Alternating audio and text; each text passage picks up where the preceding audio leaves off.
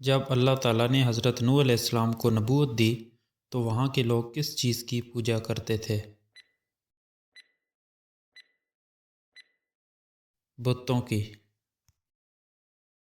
حضرت نوح علیہ السلام کی قوم کے لوگ جن بتوں کی پوجا کرتے تھے ان کے نام یہ ہیں: ود، سوا، یعوث، یعوق اور نصر۔ یہ نام دراصل نوح علیہ السلام کی قوم کے نیک آدمیوں کے تھے۔ جب وہ لوگ فوت ہو گئے تھے تو جہاں وہ لوگ بیٹھتے تھے وہاں قوم کے لوگوں نے بت بنا کر رکھ دیے اور ان کے نام وہی رکھ لیے۔ جب حضرت نوح علیہ السلام نے لوگوں کو دعوت حق دی تو لوگوں کا رد عمل کیا تھا؟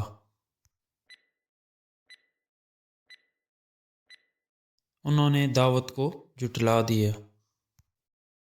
حضرت نوح علیہ السلام نے 950 سال لوگوں کو دعوت حق دی تو کتنے لوگوں نے آپ پر ایمان لایا تھا؟ چند ایک۔ 950 سال لوگوں کو دعوت حق دینے کے باوجود لوگوں نے آپ کو اذیت دی، تب آپ کا رد عمل کیا تھا؟ ان کے لیے اللہ کا غضب نازل ہونے کی دعا کی۔ حضرت نوح علیہ السلام کی کشتی کی کتنی منزلیں تھیں؟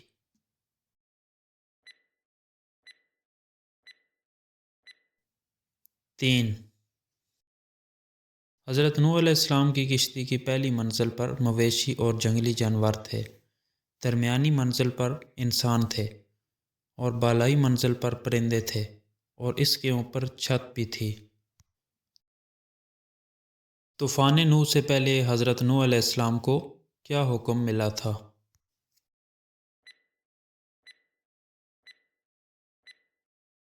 ہر جاندار کا ایک جوڑا کشتی میں سوار کرنے کا اور ایمان والوں کو بھی۔ حضرت نوح علیہ السلام کا کون سا بیٹا طوفان نوح کے دوران ہلاک ہوا تھا؟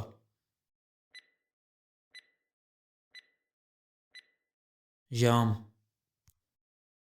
دنیا میں کفر و عناد کس قوم کا شیوا تھا؟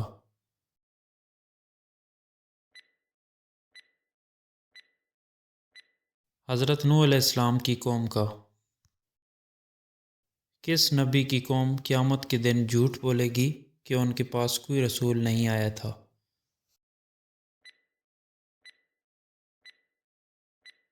حضرت نوح علیہ السلام کی قوم۔ قیامت کے دن اللہ پاک کے سامنے نوح علیہ السلام اور ان کی قوم حاضر ہوں گے تو اللہ پاک حضرت نوح علیہ السلام سے پوچھیں گے، کیا تو نے اپنی امت تک میرا پیغام پہنچا دیا تھا؟ حضرت نوح علیہ السلام جواب دیں گے، ہاں یا رب۔